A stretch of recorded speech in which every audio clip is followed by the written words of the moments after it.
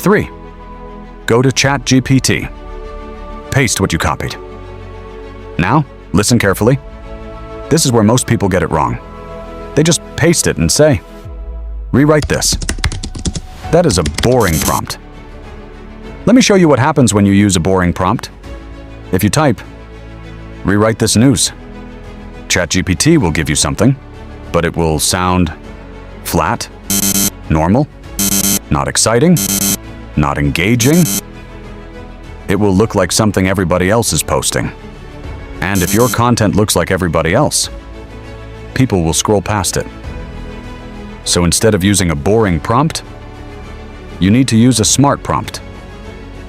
Let me show you the right one. Type this. Rewrite this news in a simple and engaging way.